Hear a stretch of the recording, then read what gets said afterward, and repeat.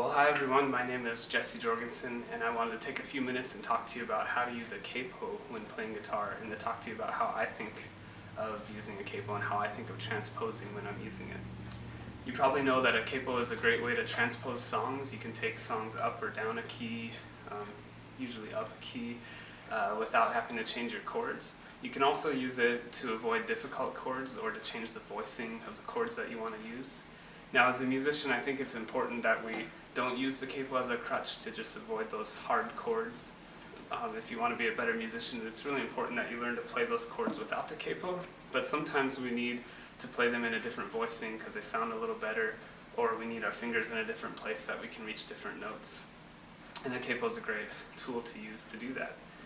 For example, you could play a B chord, let's say, a B chord like this, be a bar chord, or here, like this. But sometimes bar chords can sound a little bit chunky and not as open as you'd want them to sound. So you might decide to use the capo and play an open B chord, like this. Or maybe you want to play it like this. There are lots of different ways that you could do it. So a capo changes the voicings of the chords. Also, before we get into this any further, I'm going to be talking about some music theory and using a few basic music theory terms. So if you're new to music theory, that's okay. You can just pause this video and go to my website. It's jessejorgensenmusic.com. Click the Resources tab and then click on the icon that says the Basics of Music Theory for Worship Teams. You can click that and download a music theory booklet that I put out and read through that and kind of understand some of the basic theory that we'll be talking about today, specifically how to structure chords and a little bit about key signatures. So those would be good things to understand before thinking about using a capo. Now, a lot of times when you use a capo, let's say you're on a worship team and your worship leader gives you a song that's in the key of B flat, and so the chords would probably be B flat, maybe there's a G minor, and then there's maybe an F, and then there's like an E flat, like that. And so you could be playing it like this, and you're maybe playing along, but you decide that just sounds kind of chunky because it's a lot of bar chords that not only are they kind of hard to play, but they just don't have the smooth sound that I'm looking for. So you decide that you want to capo up and play it with some open chords. Now, a lot of times what you've maybe done in the past is you had to transpose that then. So you were taking your pen and you're doing all the theory in your head to write in your own chords. So you're saying, okay, I want my B flat to be a G chord, so B flat is now a G, and you have to pencil that in on all the B flats.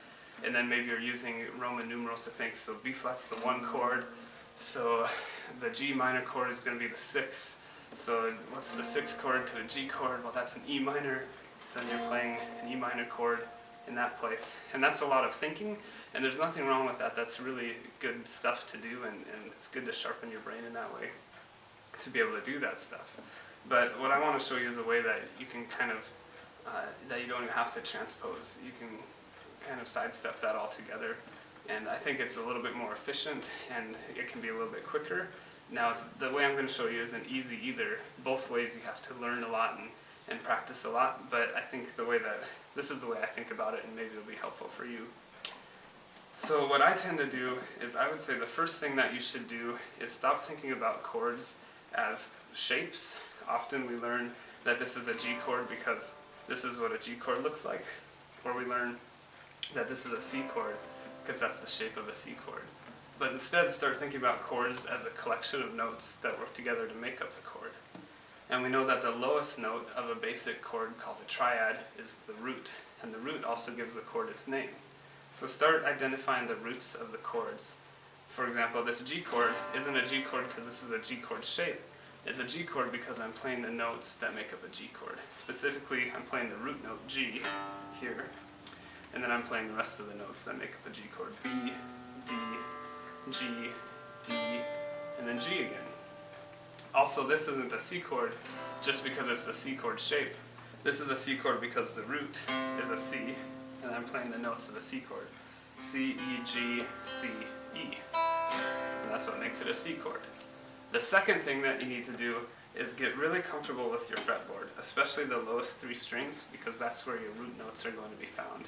So get comfortable knowing your fretboard on these 3 strings.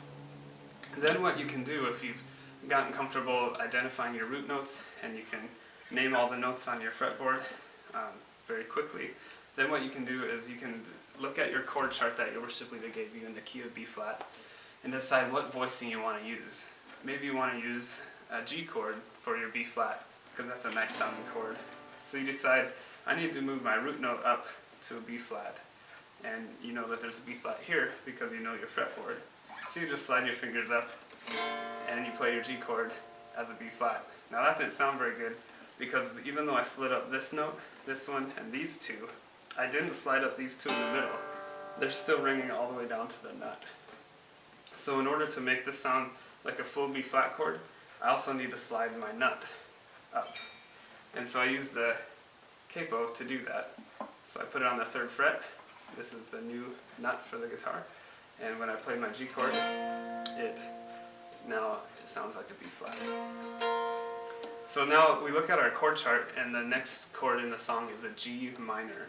So instead of thinking, okay, how far away is a G minor from a B flat and doing all the transposing, instead just look for the G as your root note. So I just look at my fretboard and I know that I don't have these notes to work with anymore, so they're kind of irrelevant to me, but I still know that they're there. So I'm just looking at my guitar and I'm thinking, where is a G? Well, this is a G right here, my capo's holding it. So I just think to myself, what chord can I build off of this note? Well, if I wasn't using a capo and I was just playing this string open, I would know that's an E, and I would just play an E chord off of that, like this. Now the chord in the song is a G minor, so we're going to keep the minor and play an E minor. Maybe we'll even make it an E minor 7 in this case. So now I'm not thinking of this as an E minor chord anymore, I'm thinking of it as a G minor chord because that's the chord in the song. And I don't even really have to think of it as an E because I'm playing a G as the root, and so it's a G minor chord. Same way with the B flat, I'm not thinking of this as a G chord that sounds like a B flat. I'm just thinking of this as a B flat chord because I'm playing the notes of a B flat chord and the root is a B flat. Now we could keep going. I think the next chord in the song we said was an F chord. So I would just look on my guitar, where is an F that I could build a chord off of? And this string here is an F. So that looks a lot like a D chord to me. So I play my D chord like this, maybe play it like this. So that's my new F chord, and I don't have to think of it as a D chord anymore, just an F chord. And then when I look at E flat, I think, well, there's an E flat here, so that looks a lot like a C chord. So I'm going to use the shape of a C chord, but I'm not thinking of it as a C chord, I'm thinking of it as an E flat chord. Or maybe it's an E flat 2 chord, or an E flat add 9. So it'd be like this. And so then I can look at the same sheet that the rest of the band is looking at, in the key of B flat, and I can choose how I want to voice the chords.